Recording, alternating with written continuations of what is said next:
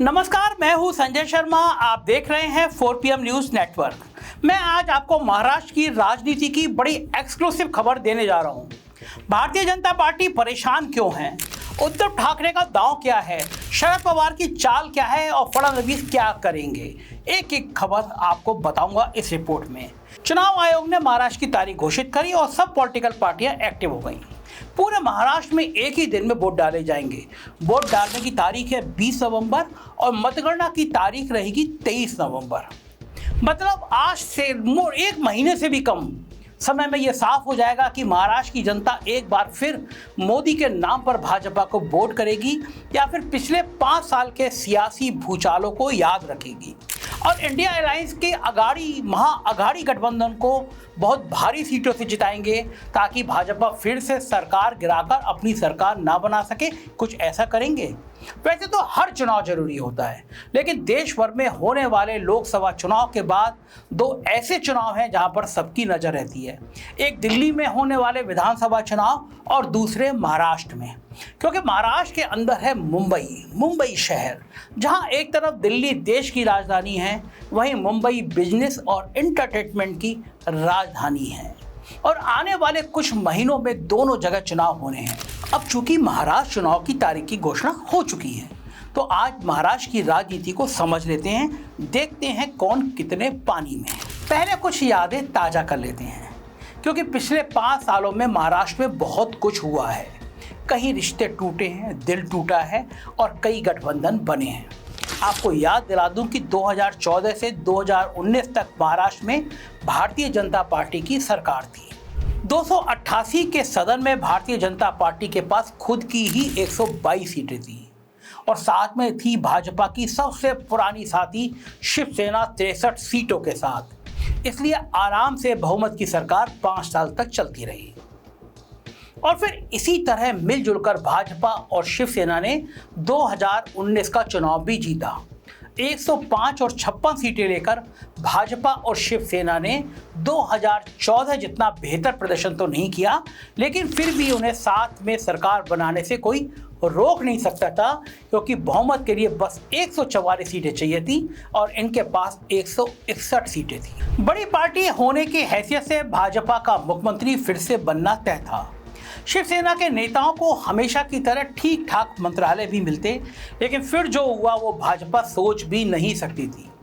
भाजपा खुद जोड़ तोड़ में माहिर है, लेकिन उद्धव ठाकरे ने भाजपा का खेल उसी के साथ खेल दिया।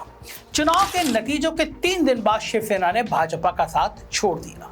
शिवसेना के नेताओं के मुताबिक वो भाजपा के जूनियर पार्टनर बने नहीं रहना चाहते थे, साथ ही बाला साहब ठाकरे तो हमेशा किंग मेकर की भूमिका में रहे, लेकिन उद्धव ठाकरे अपने और अपने बेटे के लिए एक मजबूत राजनीतिक भविष्य चाहते थे। कांग्रेस और शरद पवार की नेशनल कांग्रेस पार्टी के साथ मिलकर उद्धव ठाकरे ने महाराष्ट्र विकास अघाड़ी गठबंधन की सरकार बनाई और खुद मुख्यमंत्री की कुर्सी संभाली। भाजपा के साथ ये कभी भी संभव नहीं हो पाता कि उद्धव ठाकरे इतनी आसानी से मुख्यमंत्री बन जाते। हालांकि इतना आसान भी नहीं था। एमएलए की जोड़ तोड़ करके औरों को बना बनाया बहुमत बिगाड़ने वाली भाजपा भला अपने हलक से निवाला कैसे जाने देती। एनसीपी के अजीत पवार के साथ मिलकर सरकार बनाने का दावा ठोक दिया। फडणवीस को गवर्नर कोश्यारी ने रातों रात शपथ भी दिलवा दी। सुबह हुई नहीं, हम लोग उठे तब तक शपथ गिराना, लेकिन हर जगह थू-थू हुई, क्योंकि सीटों के आंकड़े इनके साथ नहीं थे। लोग इतने बहुमत में नहीं थे। फडणवीस को 1 हफ्ते के अंदर ही उद्धव ठाकरे के लिए कुर्सी खाली करनी पड़ी।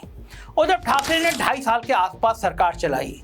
इस बीच कोरोना महामारी भी आई। उसमें महाराष्ट्र सरकार के काम की पूरी दुनिया में सराहना हुई। बहुत बेहतर तरीके से उद्धव ठाकरे ने इस आपदा में महाराष्ट्र को बचाया। उद्धव और उनके बेटे आदित्य ठाकरे के काम का परंपरागत तरीका शिवसेना से थोड़ा अलग था। शिवसेना हमेशा से कट्टर हिंदुत्व एजेंडा के लिए जानी जाती थी, लेकिन उद्धव चाहते थे कि शिवसेना को हर धर्म की पार्टी के रूप में पहचान मिले। बस इसी मौके की तलाश में भाजपा बैठी थी। जून 2022 में शिवसेना के खास नेता एकनाथ शिंदे अपने साथ 36 विधायकों को लेकर गायब हो गए। पहले गुजरात के सूरत में डेरा डाला और फिर असम के एक रिसोर्ट में। जाहिर सी बात है, सब कुछ भाजपा के साथ मिल बैठकर हो रहा था। एकनाथ शिंदे ने अलग होने का बहाना भी यही दिया। उनके अनुसार उद्धव के नीचे शिवसेना वो हिंदू पार्टी नहीं रही जो होनी चाहिए थी। हालांकि खेल सारा सत्ता का था। एकनाथ शिंदे की मुख्यमंत्री बनने की बड़ी तमन्ना ठाकरे परिवार के नीचे कभी पूरी नहीं हो सकती थी, और दूसरी तरफ भाजपा बस हर हाल में शिवसेना की सरकार गिराना चाहती थी। इसलिए एकनाथ शिंदे केवल 36 विधायकों के साथ मुख्यमंत्री बन गए। वहीं भाजपा के पूर्व मुख्यमंत्री फडणवीस खून का घूंट पीकर उप मुख्यमंत्री बन गए। बनना नहीं चाहते थे, लेकिन नड्डा और बाकी पार्टी पीछे पड़ गई कि डिप्टी सीएम बनो, और बनना पड़ा। सिर्फ यही नहीं, चुनाव आयोग ने शिवसेना का नाम और चुनाव चिन्ह भी एकनाथ शिंदे को दे दिया, क्योंकि ज्यादा विधायक उधर थे। ना भी होते तो चुनाव आयोग तो गुलामों की तरह वैसे भी रहता है। उद्धव ठाकरे ने बहुत हाथ पैर मारे, हासिल कुछ नहीं हुआ। 2023 में सुप्रीम कोर्ट ने कहा कि गवर्नर को एकनाथ शिंदे और बाकी शिवसेना विधायकों पर कार्रवाई करनी चाहिए थी, और अगर उद्धव फ्लोर टेस्ट से पहले इस्तीफा नहीं देते तो कोर्ट वापस उनकी सरकार बनवा देता। लेकिन ये सब तो सांप निकलने के बाद लाठी पीटने जैसा है। आज का सवाल ये है कि 1 महीने बाद जनता क्या याद रखेगी, क्या भुला देगी। आइए एक एक करके कुछ बड़े कारण देखते हैं जिनकी वजह से महाराष्ट्र का चुनाव किसी भी तरफ जा सकता है। हाँ, इतना जरूर है कि भले भाजपा ने हरियाणा जीत लिया हो, लेकिन महाराष्ट्र का शतरंज हरियाणा जितना सीधा नहीं है। महाराष्ट्र चुनाव का हमेशा से सबसे बड़ा फैक्टर रहा है मराठी अस्मिता, यानी मराठी होने का गौरव। इस गौरव को सबसे बड़ी ठेस लगी जब 26 अगस्त को छत्रपति शिवाजी महाराज की मूर्ति भरभराकर टूट के गिर गई और बताया गया कि इसमें बहुत ज़्यादा भ्रष्टाचार हुआ। ये सिंधुगढ़ इलाके के मलवान किले में लगी थी। शिवाजी महाराज को पूरे देश में ही आदर से देखा जाता है, और मराठी लोगों के बीच वो किसी भगवान से कम नहीं है। पिछले साल दिसंबर में खुद मोदी जी ने 35 फीट ऊंची इस प्रतिमा का अनावरण किया था, क्योंकि क्रेडिट लेने में तो मोदी जी सबसे आगे रहते हैं। अब मूर्ति बनाने का क्रेडिट लिया था तो उसके टूटने की जिम्मेदारी भी मोदी को लेनी पड़ती। मोदी ने कहा, सिर झुकाकर हाथ जोड़कर माफी मांगता हूँ।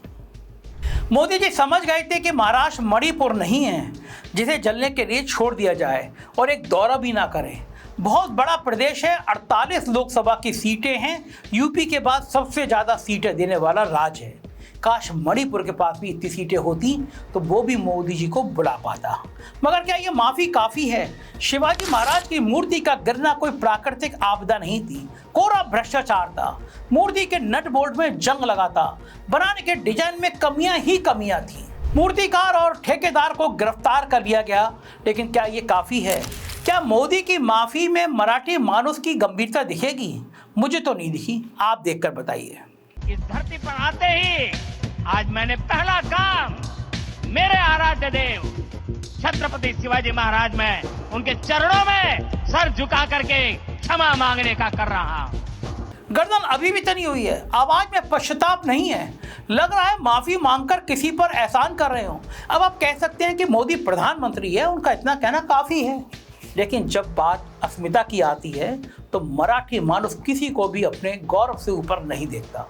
अब ये विपक्ष में निर्भर करता है कि वो इस मुद्दे के साथ जनता से संवाद करेंगे या नहीं करेंगे। अब आते हैं दूसरे सबसे बड़े कारण पर, वो है कि कौन किसके साथ गठबंधन में है। शिवसेना की हम बात कर ही चुके हैं। एकनाथ शिंदे ने बहुत कोशिश की, ये दिखाना चाहा कि बाला साहब की विरासत के असली हकदार वो हैं, मगर जनता ने तो बाला साहब के भतीजे राज ठाकरे को ही उनकी विरासत का हकदार नहीं माना। 2006 से आज 18 साल हो गए, राज ठाकरे अब भी हाशिए पर ही बैठे हैं। तो फिर एकनाथ शिंदे को असली शिवसेना और बाला साहेब का उत्तराधिकारी जनता कभी नहीं मानेगी।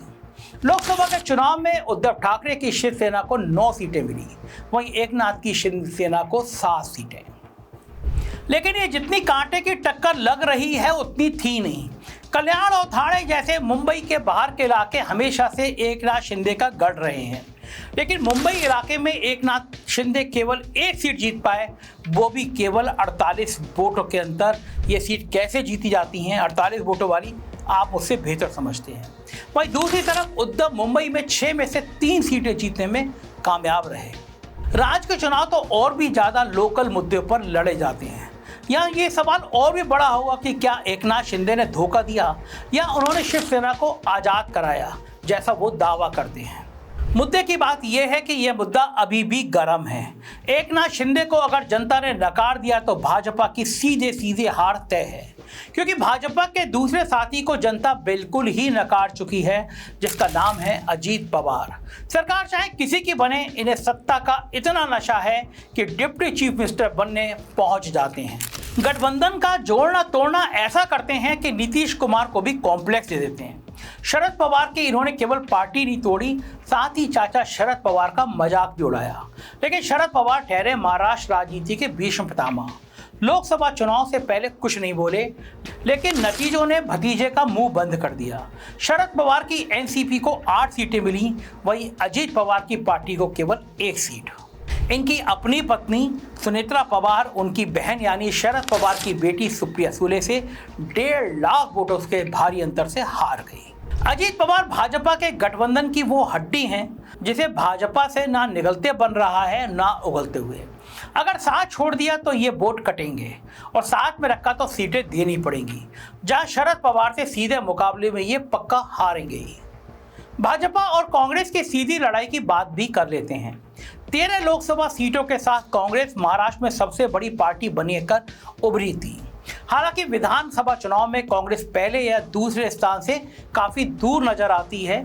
2019 में जहां भाजपा ने 105 सीटें जीती, कांग्रेस को 44 सीटों के साथ चौथे नंबर पर संतोष करना पड़ा। हरियाणा में हार के बाद कांग्रेस की बार्गेनिंग की ताकत भी घटी है।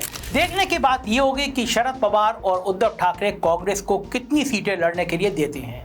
कांग्रेस के अंदर ये मंथन का विषय रहेगा कि क्या वो शिवसेना और शरद पवार की जूनियर पार्टी बनना पसंद करेगी। समाजवादी पार्टी के मुखिया अखिलेश यादव ने भी अपना दावा ठोक दिया है। वो 8 से 10 सीटें चाहते हैं, जिसमें सौरभ भास्कर के पति फहद भी चुनाव लड़ने के मूड में हैं। या फिर कांग्रेस कोई पैतरा लगाकर कम से कम बराबरी का सौदा अपने लिए निकालेगी, ये भी लोग सोच रहे हैं। साथ ही कांग्रेस को महाराष्ट्र में एक लोकल चेहरे की जरूरत है। भाजपा में वो चेहरा फडणवीस हैं, शिवसेना में उद्धव ठाकरे और एनसीपी के लिए शरद पवार परिवार। वहीं कांग्रेस ने अपने बूढ़े, हारे और थके हुए अशोक गहलोत को महाराष्ट्र चुनाव का ऑब्जर्वर बनाया है। यही गहलोत जी हरियाणा के ऑब्जर्वर भी थे और पहले खुद राजस्थान चुनाव हार गए थे। अगर कांग्रेस के अपने टोपी से कोई नया कबूतर नहीं निकाला और इस तरह दांव चलती रही तो महाराष्ट्र में उसके लिए सरकार बनाना तो दूर, वजूद की लड़ाई लड़ने की नौबत आ जाएगी। बहुत मेहनत करनी पड़ेगी महाराष्ट्र में कांग्रेस को। राहुल गांधी को जरूरत है कि वो हर राज्य में एक नए चेहरे को तलाश करें, ऊर्जा से भरे हुए चेहरे को तलाश करें, उन्हें मौका दें। लोकसभा चुनावों में भी संविधान को खतरे वाली बात ने कांग्रेस को भाजपा के ऊपर महाराष्ट्र में बढ़त दिला दी थी। लेकिन आने वाला चुनाव लोकल चेहरे और लोकल मुद्दों पर लड़ा जाएगा। और ऐसा नहीं है कि लोकल मुद्दे नहीं हैं। शिवाजी महाराज के बाद सबसे बड़ा मुद्दा है रोजगार का।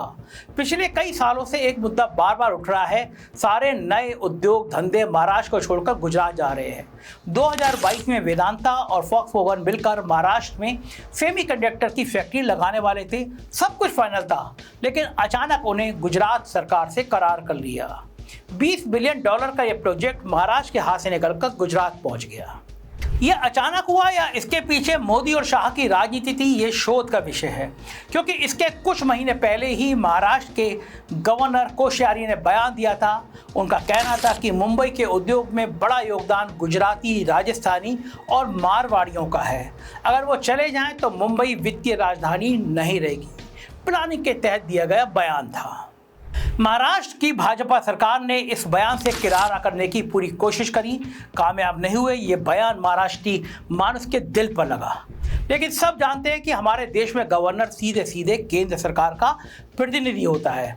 ना तो मोदी जी ने खुद बयान का खंडन किया और ना अपने गवर्नर पर कोई कार्रवाई की। वेदांता का सेमीकंडक्टर प्रोजेक्ट शिफ्ट होना कोई अपवाद नहीं था।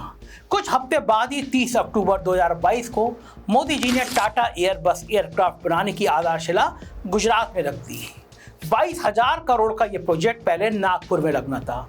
उसके बाद सेफ्रॉन नाम की फ्रेंच कंपनी ने भी नागपुर से अपना प्रोजेक्ट हटा लिया। एक के बाद एक उद्योग धंधे महाराष्ट्र से जाने लगे और गुजरात जाने लगे। 2017 में महाराष्ट्र वो राज्य था जिसमें सबसे ज़्यादा फैक्ट्री थी। इसी साल गुजरात आगे निकल गया और उसने महाराष्ट्र से 193 फैक्ट्रियां ज़्यादा हासिल कर ली। 2019 आते आते ये अंतर बढ़कर 2800 फैक्ट्रियों से भी ज़्यादा हो गया और ये फासला लगातार बढ़ रहा है। इस बात से साफ है कि मोदी सत्ता तो हर राज्य में चाहते हैं, लेकिन सत्ता का सुख बस गुजरात को देना चाहते हैं।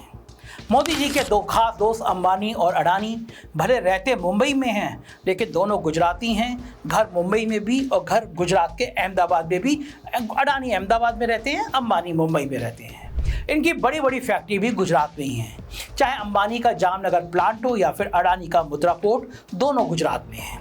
रोजगार के अलावा भी बहुत सारे मुद्दे हैं। मुंबई आजकल एक गैस चैम्बर में बदल रही है। वो तो साथ में समंदर है, इसलिए कुछ हद तक बचाव है, लेकिन फिर भी हर जगह तो कंस्ट्रक्शन में मुंबई में सांस लेना दूभर हो गया है। भाजपा सरकार के पास इसका कोई हल दिखाई नहीं दे रहा। सवाल बस ये है कि विपक्ष इस मुद्दे पर जनता को अपने साथ जोड़ पाता है या नहीं। जब दिल्ली में केजरीवाल महिलाओं के लिए बस की सवारी मुफ्त करते हैं तो भाजपा और मोदी उसे फ्री की रेवड़ी बताते हैं, लेकिन पहले मध्य प्रदेश में लाडली बहन योजना और महाराष्ट्र में लड़की बहन योजना के तहत सीधे खाते में हर महीने कैश का लुभावना वादा कर रही है। ये वादा भाजपा को लगता है कि उसके पाले में महिलाओं को घुमा सकता है। ऐसे ही युवाओं के लिए लड़का योजना बनाई है। उनको लगता है कि नौजवान उससे इस योजना की तरफ आ जाएंगे, लेकिन अगर सच्चे और सटीक सवाल पूछे जाएंगे तो भाजपा को पसीने आ सकते हैं। पिछले 10 सालों में से 8 साल भाजपा की सरकार रही है, लेकिन हर पैमाने में मराठी मानस की दुर्दशा बढ़ रही है। अब ये जनता को देखना है कि आने वाला चुनाव सटीक मुद्दों पर लड़ा जाएगा या खोखले वादों पर। आप मेरे साथ कुछ ऐसी ही तीखे सवाल सरकार से पूछते रहिए, जनता को हकीकत बताते रहिए। कैसी लगी बातचीत जरूर बताइएगा। आपकी राय का इंतजार रहेगा। शुक्रिया, थैंक यू।